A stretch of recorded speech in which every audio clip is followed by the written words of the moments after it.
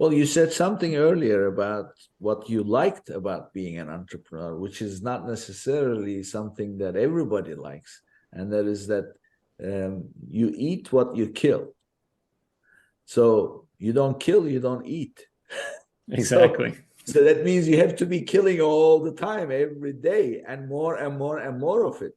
So that is not necessarily a lifestyle always, because the other thing to consider always is a risk, right? So there's always a risk, and there's competition and constant change. So I can see that your parents not being familiar with that kind of set of dynamics. But did you consider these things yourself, or started thinking as, "Oh, forget it, I'm doing it anyway"? Yeah. So I would say whenever I was in college, those things probably weren't considered as much as they should have been.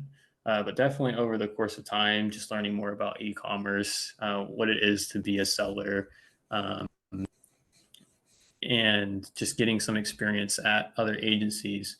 Um, yes, those questions definitely come across, and they still come across, my mind of being an entrepreneur because, if like you said, if you're not killing, you're not eating, and so it's something that you kind of actively have to kind of keep in mind and go after.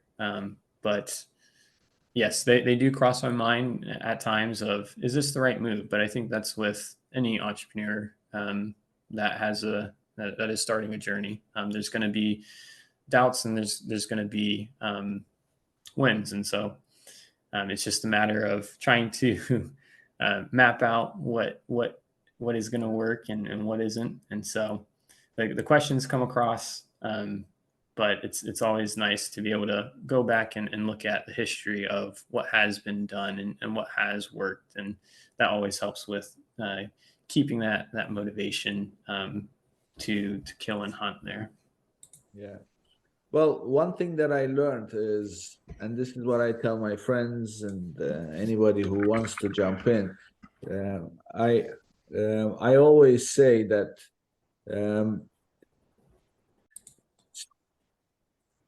what I always say is every entrepreneur, first of all, you have a vision and you have a drive and you have your intellectual capacity, your, if you like, your human capital, your brain to, and with your attitude to make that vision a reality.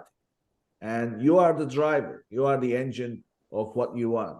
And that engine needs a fuel, and that fuel is the people around you. So this entrepreneurial decision is, I found that is a decision that I had to be very careful, having like boyfriends, girlfriends, wives, husbands, whatever, whoever you are, make sure they are on board with it. Because if they are not on board with it, and by the way, what they are getting on board with is a roller coaster ride, because entrepreneurs' life is up and down and up and down. So if they are not on board with it, they don't appreciate what it takes, that fuel will become less and less and less and less, and you can't run on empty. And that will finally lead to not such a good result. So, unfortunately, an entrepreneur's family also has to be at least on board with the idea, if not entrepreneurial, not necessarily be an entrepreneur, but at least have that entrepreneurial thinking. Otherwise, it starts to drain the energy that the person has, and without that energy, you really cannot produce and overcome the challenges and inspire people, frankly. That's the biggest thing that I learned in my life. It takes a lot. I guess that's the reason why they say there is a woman behind every successful man. And I say this, that is only half the quote. There is a woman behind every successful man, but there is a woman behind every failed man too.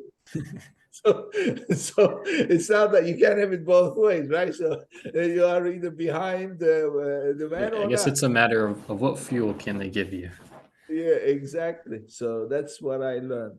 Well, Daniel, congratulations for jumping in. Like I said, I'm always supportive of entrepreneurial initiatives, and I'm sure you'll be successful.